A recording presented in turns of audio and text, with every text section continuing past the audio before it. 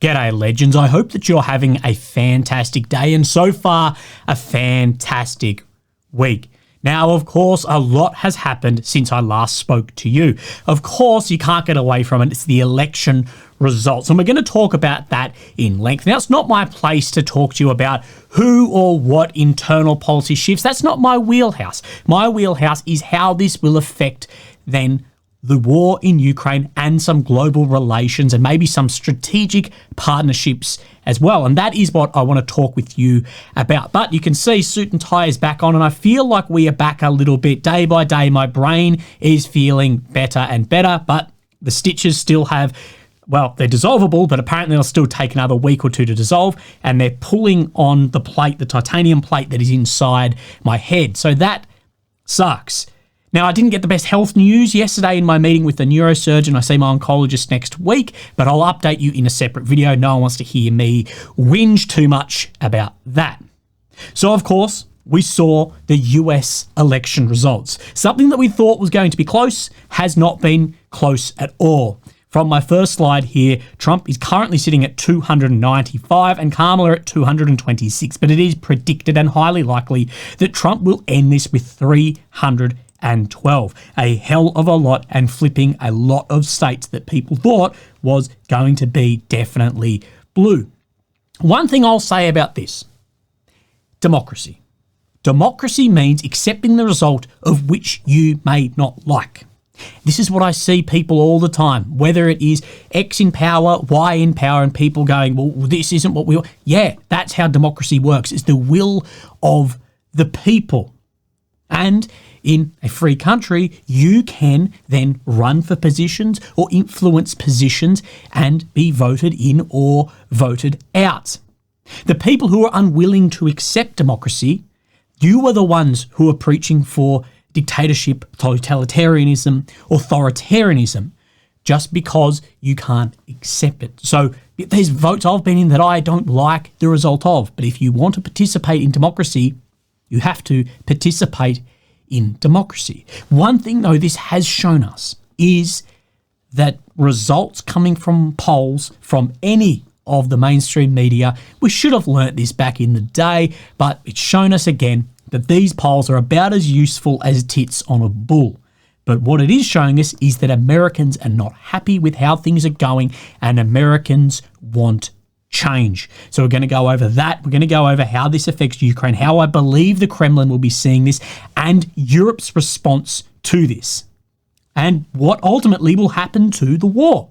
As we know, there's been some bold statements from, of course, Trump. Now, at the end of this video, I'm going to give you a reading list, which should give you a good overview of what I'm speaking about.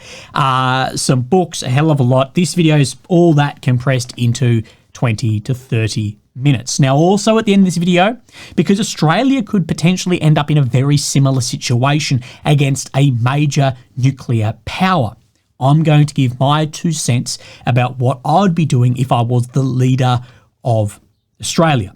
Of course, that could never happen. I don't think I could go anywhere in official capacity because of the bloody group chats with the boys and calling each other some names or calling out people that you're not allowed to call out for misinformation, disinformation, even if they are categorically incorrect. So we're going to talk about what effect this will have on Ukraine. And I'm going to make a bold statement in the beginning, which much of my audience may disagree with. I believe this election result is, at this moment in time, given the situation on the ground, the best result for Ukraine. And I do not believe that this is what the Kremlin wanted. Ukraine is currently losing a grinding war of attrition and month to month exponentially losing ground. And to quote Ukrainian analysis, Russia has been able to reintroduce dynamism into the battlefield. So reintroduce an amount of maneuver rather than the positional warfare we saw from 22 to the beginning of 24. And we can see today that Republican Senator Marco Rubio, he has told America today that the war waged by Russia against Ukraine has reached a stalemate and must be brought to a conclusion. That we are funding here is a stalemate war and it needs to be brought to a conclusion. Now, I believe that there is maybe a political stalemate, but with Russia reintroducing dynamism into the battlefield, to quote Ukraine analysis, as well as that maneuver, that hundreds of square kilometres, tens of square kilometres a day, that currently I do not believe is a stalemate. It's protracted, it's attritional, potentially positional at points, but right here and now, it's not a stalemate. It was between 22 and the beginning to mid 24, I would have agreed, but things change a lot. Now, what are some reasons why we've ended up in the situation? Why do I believe that this could actually be the best decision when we look back in a decade for Ukraine? Okay. Ukraine has not mobilized enough men years ago, months ago. This needed to occur. They have not mobilized enough men to halt the Russian advance. And they are way short, to the figure in mid six figures, of actually forming units to not only stop that, but then go on the offensive and launch offensive actions back into these areas. Furthermore, the current administration, of course, Biden, Kamala, was leading Ukraine down what I believe was a path of a slow death. Nothing was going to change dramatically between Biden and Harris getting in. Over the best part of 3 years, the administration did not show the willingness to support Ukraine to victory, whether in weapons or policy around strikes. And all this would have done, if there was a Harris victory, is, in my opinion, extended the war for years of more suffering and hundreds of thousands of more deaths of both Ukrainians and Russians in the war, further fueling a demographic crisis, crossing potentially an event horizon within Ukraine. Whilst hundreds of thousands of Russians would continue advancing on the battlefield due to lack of mobilization, lack of willingness by the Ukrainian officials in command to mobilize, and a lack of willingness by the current US administration, and if that administration had won, lack of willingness to arm or train or change policy to help that then mobilization. And these both go hand in hand. Zelensky will say that they were not willing to give enough, so they couldn't mobilize. The US and other partners will say, well, they weren't willing to mobilize, so we weren't willing to arm. So I believe this could be the best decision for Ukraine, to stop the war somewhere now, because I believe on the horizon things could get even worse. Something I want to address as well is, if America pull out, can Europe backfill the loss of US support? In my opinion, no, they cannot. Europe for far too long has been selfish and relied on cheap Russian energy and the safety of the US nuclear umbrella for security. If I was a current NATO European state who hadn't met that NATO 2%, I would be shitting my pants. And what has happened is this easy period of cheap energy, security from a third party, has led to decades of complacency and falling industry. Europe does not have and will not have for years, if not decades, to fill the capability gap that the US would leave if they step away from this war. Europe's time to get serious about defence and their contribution to NATO was in 2014, not 24, not 2025. This goes into exactly what I said yesterday was the worst possibility for Europe in international relations, is that this war, the war in the Middle East, break up these alliances and leave people on the outside. The US doesn't need NATO for security. NATO needs the US. What the US needs NATO for is influence into Europe and Asia. Otherwise, the US can be fairly isolated. But I think what this has shown is people are going, well, we need to be a bit isolated and look internally instead of externally for at least a matter of time. And I think Trump's victory speech yesterday really leaned into that as well. But let's talk about Europe and then talk about sovereign states. So we see from Tatarigami USA, while Ukraine fought at the front lines for 3 years, Europe had a chance to rearm and ramp up production. Instead, Europe gambled on the current administration's victory, and now panic is setting in. Putin will likely push for a new security arrangement in Europe. Enjoy. Like I said, Europe's time to get around this complacency was a decade ago. Not even 2 years ago, it was a decade ago. And there is no time, regardless of the money that Europe pours in right now, to build up industrial capacity, to train, to whatever, is not going to fill that capability gap, potentially for a decade. If the US was to back out, Europe cannot fill the gap that America would leave if they pull out of Ukraine. And this bloke says Europe has 2 months to get its act together and prepare for a disruption to US aid to Ukraine. This involves many things, but there are no viable solution to this that doesn't involve significantly higher defence spending. You can have all the money in the world. If you do not have the industry to make it, you're pissing money up the wall. Let's talk about a few other things. This was on the beautiful website of Reddit. It's over for Ukraine, the Baltic states and Taiwan. The Baltics are in NATO, but Taiwan is indeed fucked. I do not believe that it is over for Ukraine. I do not believe that it's over for Taiwan either, or the Baltics. He's definitely going to pull us out of NATO. Again, like I said, the US doesn't need NATO, but NATO needs the US. But again, the US does need influence if it wants to remain the global power. It needs influence into Europe and Asia, and that is the importance of its participation in NATO. He'll align us with Russia. He'll make us a part of the new Soviet Union. Well, that is just propaganda. But if the US was to align there, well, I don't care what then the other NATO states are doing, just from the influence. But that is not going to happen. That is just propaganda. Like we see, this whole thing has become propagandized. But then we see this. Ukraine should have its own army. This is from the Prime Minister of Luxembourg, amid fears Trump will withdraw US for security and if he returns to the White House. Common military should be taken by a coalition of the willing. Well, so to tell you, mate, but the absolute majority of NATO countries are from within the EU.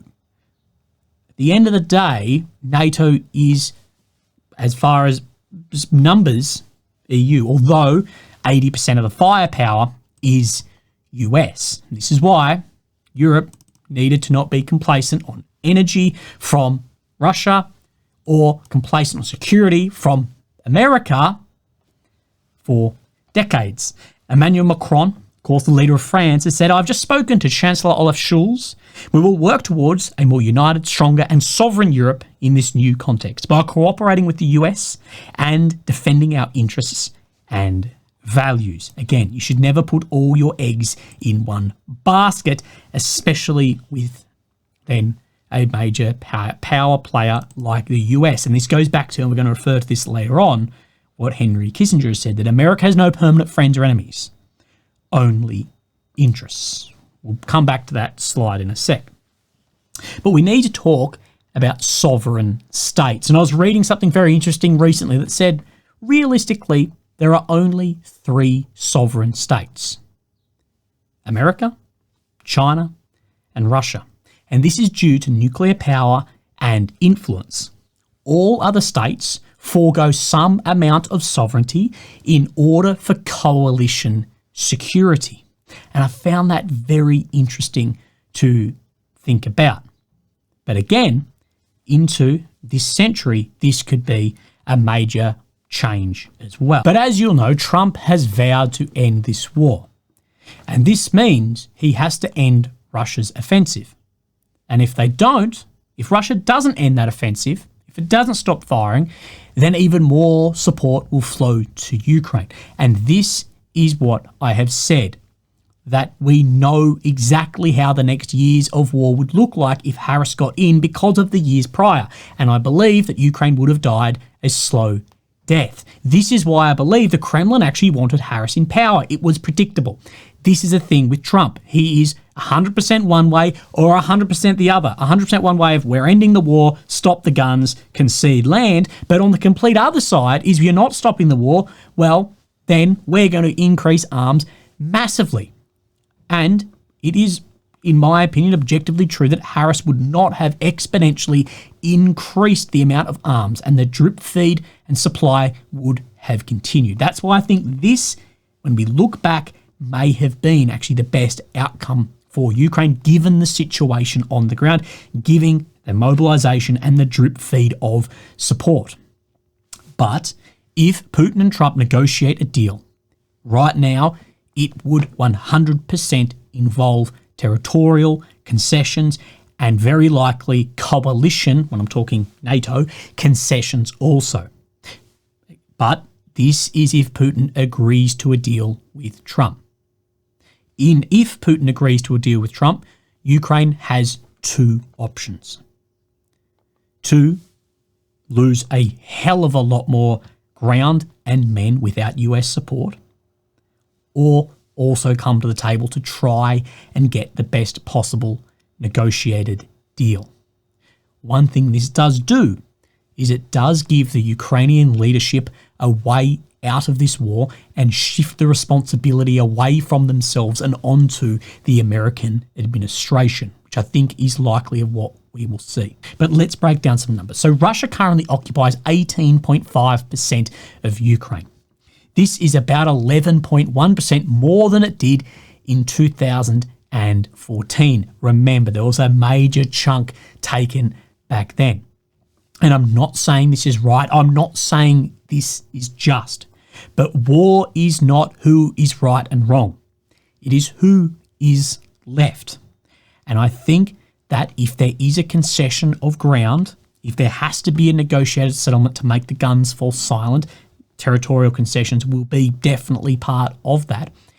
The best way for Ukraine is to appeal to the UN to oversee fair elections in the 4 oblasts and Crimea that Russia currently hold the majority of, and hold internationally recognised votes in those areas for autonomy and self-determination of the people.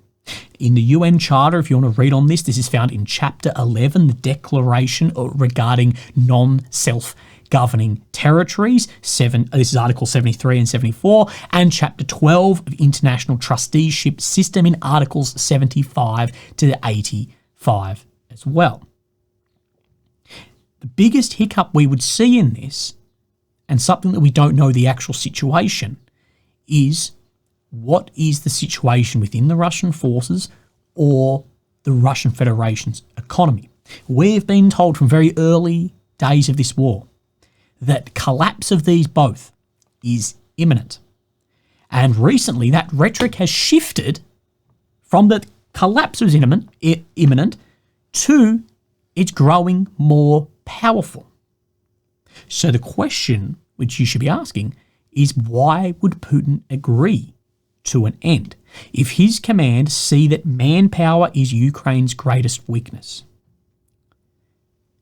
They may not be concerned with an escalation of systems from the US to Ukraine, regardless of what Trump says to send. They may not stop. And I do not believe that Trump would be the president to put boots on the ground. Of course, you would say, well then, the US could sign off. The biggest thing the US could sign off is long-range strategic strikes to Ukraine that the Biden-Harris campaign was obviously not willing to do. And what I'll say is strategic strikes make frontline fighting more difficult, but it is the infantry that wins wars. If long-range missile capability won wars, Russia would have won this war years ago. It just makes it more difficult. It's a strategic asset. Yes, it would make things harder.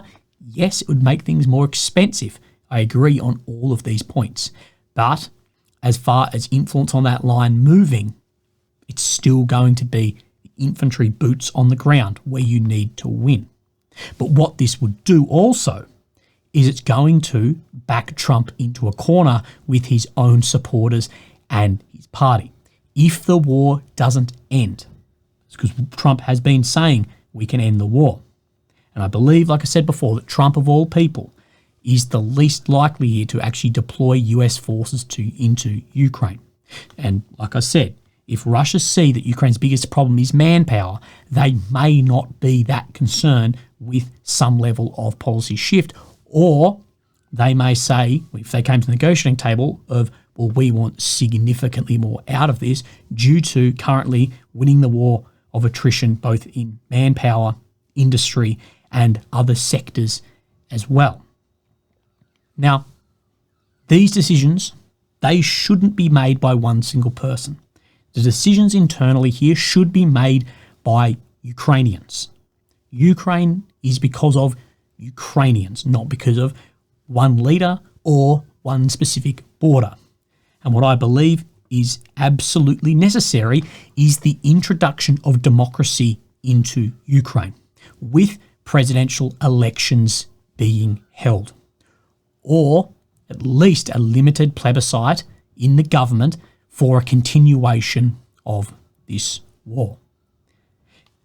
Another thing we need to speak about is it was a hot topic pre-2022, but a topic of conspiracy after 2022 is regarding extreme nationalist ideological groups inside of Ukraine and the chance that there could be destabilization or civil unrest if Ukraine comes to some sort of concession. Of course, the promises have been Crimea, the border, the beach party, Donetsk, and this and that. And if this isn't reached, if the government does sign some deal, will these groups see and shift the blame onto the US, or will they see it still as the government sitting in Kyiv? And this is not just internal, but there could be some anti-West rhetoric as well if it does see that the West has then let down these forces. This could, of course, be exacerbated by Russian intelligence operations and powerful nationalist elements operating inside of Ukraine. This is something that would need to be monitored very closely if there was some sort of negotiated deal signed. These elements are very large, very experienced, and very powerful, and could disrupt any pacts or treaties that, if it's then disrupted, Russia can start firing weapons in again. So let's talk about a couple of things. We'll look at what Zelensky has said and what some other influential figures have also said. So let's have a look at what then Zelensky said yesterday regarding this. Congratulations to Donald Trump on his impressive election victory. Recall our meeting back in September when we discussed the detail of the Ukraine-US strategic partnership, the victory plan, and ways to put an end to Russian aggression against Ukraine. Remember, the victory plan falls very, very short. The victory plan requires large escalation from the US, not any level of negotiation. I appreciate Trump's commitment to peace through strength approach in global affairs. We rely on continued strong bipartisan support for Ukraine in the US. We are interested in developing mutually beneficial political and economic cooperation that would benefit both of our nations. Ukraine, as one of Europe's strongest military powers, at least in experience also, it is committed to ensuring long-term peace and security in Europe and for the transatlantic community with support of our allies. Now, Zelensky, of course, I believe would be in a bit of panic with the results that we have seen. Zelensky today has had an excellent call with Donald Trump and congratulated him on his historic landslide victory. His tremendous campaign made this result possible. Trump's campaign was objectively significantly more influential than Harris's. I believe just going on podcasts, things like that, swung a hell of a lot of people. We agreed to maintain close dialogue and advance our cooperation. Strong and unwavering US leadership is vital for the world for just peace. So let's look over a couple of different things here. Putin's press secretary, Dmitry Peskov has said that Putin doesn't plan to congratulate Donald Trump. I'm not aware of the president's plans to congratulate Trump on his election. Let's not forget that we're talking about an unfriendly country that is directly and indirectly involved in a war against our state. Remember, the way Russia is seeing this is that they are at war with the West. The West has had a lot of rhetoric about, no, we are not at war with Russia, we are supporting Ukraine. But Russia do see that these are enemies of the state. Will Putin and Trump talk? I'm sure very soon. Again, I want to bring up this, that America has no permanent friends or enemies, only interests. Taiwan and Israel, they need to maintain US interest, because what people will say is, if Ukraine is allowed to fall, what is then stopping? What is stopping China from making some move on Taiwan?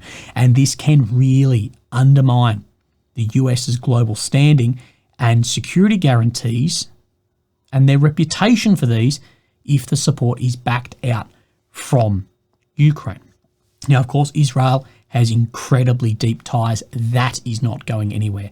But Taiwan and the shift of chips into into America can, of course, influence this. But what I believe this vote shows is the US wants to look after itself first for at least some time, instead of looking outwardly to look inwardly. Remember, most voters, they are not going to the booth thinking about Taiwan or Israel or Ukraine. Just the average voter is going on thinking, well, my important issues is shit's expensive, I want this right, I want that right, or I don't want this happening within schools. They're not thinking about global international relations, or nor should they, in my belief. Now, America has no permanent friends and enemies, only interests. I believe Russia uses Iran a bit like this, and I believe China uses Russia a bit like this, and I believe that could become more and more into the future as well. And that goes back to those sovereign states that we talked about and the power. So let's look at more of what some of the Russian figures have said. And of course, Dmitry Medvedev, the deputy chair of the Security Council, said Kamala is finished. Let her keep cackling infectiously. The objectives of the special military operation remain unchanged and will be achieved. So he's saying that this has no change on what Russia will be doing. So let's look at what Alexander Dugin, often known, of course, as Putin's philosopher or Putin's brain. We do know that the CIA said that Ukraine tried to assassinate him, yet killed his daughter instead. So there must be some amount of influence there. So it's important to see what influence he might have or what his messaging could be towards Putin and the Kremlin. What is more important? Traditional values have won over traditional and anti-traditional ones. This is why I am unsure if Russia and China actually see this as a win. I think they might think, fuck, we wanted Kamala in power. These traditional values, through a lot of both statements coming out of the Kremlin or bits and pieces we know around Russian intelligence operations, is painting Russia as the country that is maintaining traditional conservative values and seeing that neoliberalism will be the end of the power that the West has. This is what I've said again and again. Trump shares a fairly similar rhetoric about this. That's why I don't see having that similarity as beneficial for Russia and China's move to what they see as being a multipolar world without America at the top and everyone beneath as far as global influence. But Dugin says, we have won. That is decisive. The world will be never ever like before. Globalists have lost their final combat. The future is finally open. I'm really happy. So this is some interesting pity, the globalists. This is something that Dugin talks a lot about in his fourth political theory, as well as his theory of a multipolar world, is that there is this globalist outlook from the left, that they want to be a takeover of the world, that anyone who's not on their side is seen as an enemy. And you'll see other philosophers or other analysts speak about this as this soft imperialism. That hard imperialism is like it happened in Australia. You come in with a gun and a ship and we're taken over. Where soft imperialism is painting, well, these are our values, and if you don't share those values, you're an enemy of our state. Or if you want support from us, you have to take on these values, and therefore it's imperialism by no guns fired. Silent or soft or woke imperialism, as some will put it. But in his theory of the multipolar world, talks about civilizations instead of sovereign nations. And he sees that at the pole will be, there will be a pole of the West as a civilization. He sees a pole of that Islam will be its own civilization. You may have an Asian with China at the top and some area where Russia probably fits under that one, but not as a pole itself.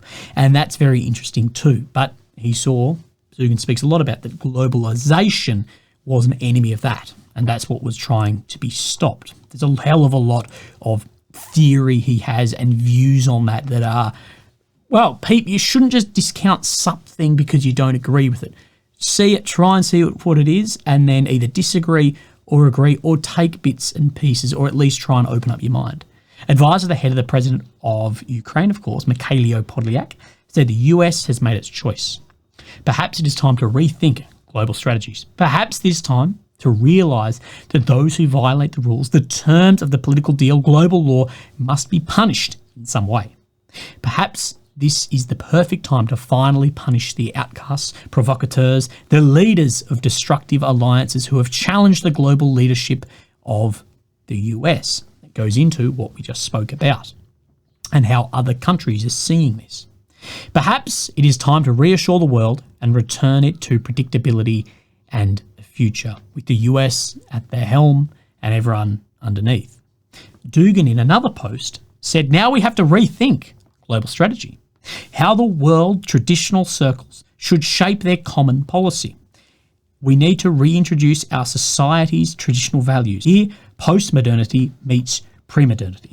But what we can take from this is these two do not mean the same thing. They do not see eye to eye. They are completely on opposing sides.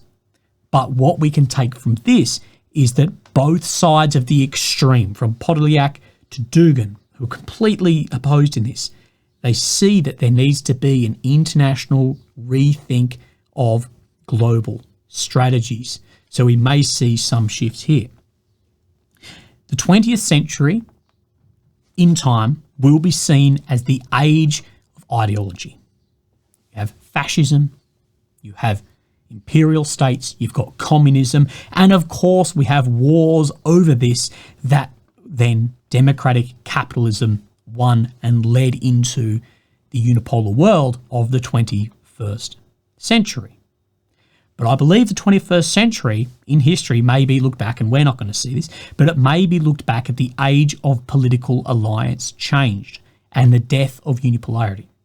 That other powers are going to become, other states are going to become much more powerful and much more influential, and that political alliances will shift. If you don't think they can shift, look 80 years ago and look at countries that we were at war with, countries that were committing crimes against humanity, committing genocide, committing horrible acts. Look at countries we dropped nuclear weapons on, and look at the alliances formed now. If you don't think that this can change, well, you're kidding yourself. What we are going to see is much more powerful and influential economies and militaries in states of which we may not see eye to eye with, and it will be interesting to see how different ideologies mix in this, or where alliances will be formed.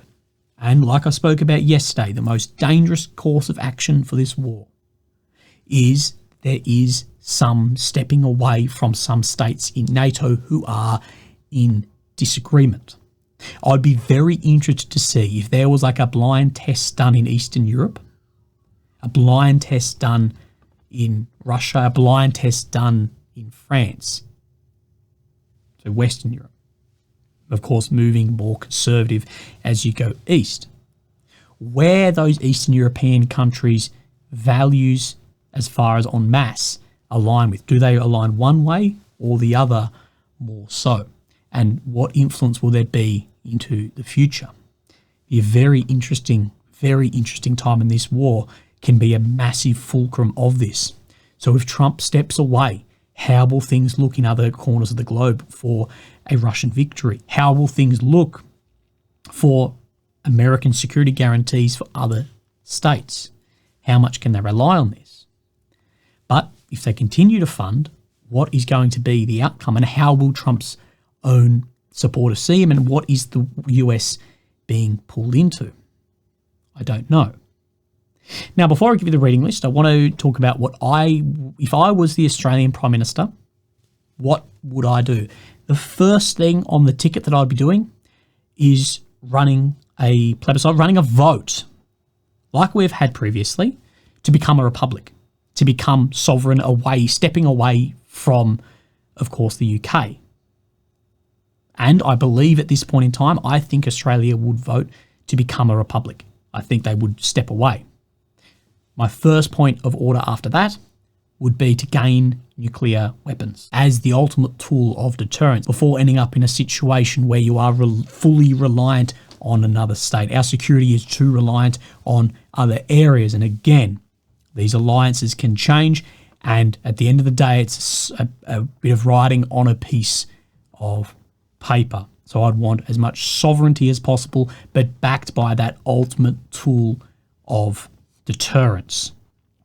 And listen to the actual people and go back to our roots that we had for being punching above our weight and being scrappers. Now, let me give you a bit of a reading list. There's a lot in this, and this is all of these that we're going to look at. You can find these anywhere, but from RAND, the day after, post-war US strategy towards Russia. What actually happens the day after? If things change, what there needs to happen? Russia's unconventional warfare. This will give you a good idea, and it may change your opinion about, does the Kremlin want Harris or Trump? And this idea of the messaging that some of these intelligence agencies are trying to put out, and where they see the reduction of power and where traditional values will serve through. War is a racket. Fantastic to look at, and the people that get rich off this. If you want to have some level of an idea about Russian intelligence operations, Soviet intelligence operations, the sword and the shield, I could not recommend more highly. As far as historical war, what is occurring and where things may be leading to, Karl von Clausewitz's On War is still incredibly relevant. It is still taught within areas. If you want to look at tyranny, dictatorship, Trump is not a tyrannical dictator, regardless of what you say. Yomny Park, of course, came out of North Korea.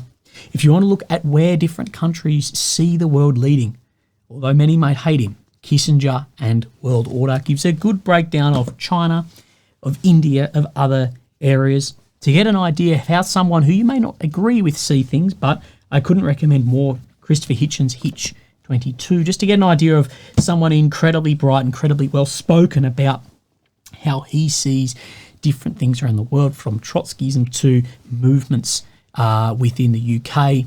And you may disagree with a lot, but it is very interesting. Especially, I always saw Hitchens next to Kissinger because they hated each other, and I'm like, I'm just petty. A love letter to America and about influence operations in America. Dugin's theory of a multipolar world is something I used, and I need to still take more notes of this, but to get an idea of maybe what the messaging towards Putin from his philosopher is, but we don't know how much influence there actually is. But all we do know is that Ukraine did try and kill him. I scanned of Rahman's planning for protraction and protracted war to see where strength and weaknesses are within current states that may become at war. And John Howard, of course, a former Prime Minister of Australia, and a sense of balance in politics and relations. So it's all based off that, and I think that's a good extremes of either side to get an idea of where things may be sitting and how things may go. But although many people are disappointed with this result on the pro-Ukrainian side, and many NATO accounts are in a flat spin, although I've seen a lot saying we need to continue fighting, posting on Twitter is not fighting, mate. But I do think there'll be a lot of people on the front lines actually breathing a sigh of relief, thinking maybe this will come to an end because of the way that all signs are pointing at the moment. And I wouldn't be prepared at this point to say that Ukraine has crossed an event horizon that is leading to an inevitable loss in this at the front line, but it's 95% there. I think that spaghettification, if you know the astrophysics term of that is a legitimate term, is getting very close. Anyway, legends, look after yourself. Have a fantastic day, and I'll speak to you tomorrow. Thank you. Bye-bye.